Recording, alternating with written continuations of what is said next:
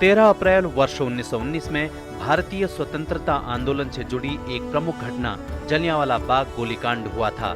यह घटना भारतीय स्वतंत्रता संग्राम पर सबसे अधिक प्रभाव डालने वाली घटनाओं में से एक थी। यह गोलीकांड भारत के पंजाब प्रांत के अमृतसर में स्वर्ण मंदिर के निकट जलियांवाला बाग में हुई थी।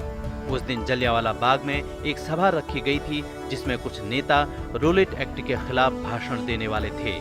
अंग्रेज अफसर जनरल डायर ने अकारण ही उस सभा में उपस्थित भीड़ पर गोलियां चलवा दी। लगभग 10 से 15 मिनटों में कुल 1650 राउंड गोलियां चली। मदन मोहन मालवीय की अध्यक्षता वाली एक समिति ने अपनी रिपोर्ट में बताया कि 500 से अधिक लोग इस जघन्य गोलीकांड में शहीद हुए।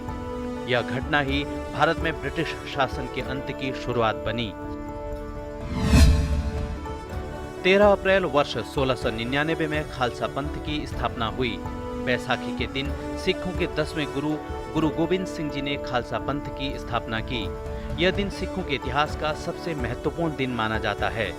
वर्ष 1675 में अपने पिता श्री गुरु तेग बहादुर जी की शहादत के बाद गुरु गोविंद सिंह सिखों के 10वें गुरु बने। गुरु गोविंद सिंह जी एक महान योद्धा, कवि, भक्त और आध्यात्मिक गुरु थे। गुरु गोविंद सिंह ने सिखों के पवित्र ग्रंथ गुरु ग्रंथ साहिब को पूरा किया और उसे गुरु रूप में सुशोभित किया। 13 अप्रैल वर्ष 1948 में भुवनेश्वर शहर को ओडिशा राज्य की राजधानी बनाया गया। इससे पहले 1936 में बने ओडिशा राज्य की राजधानी कटक थी।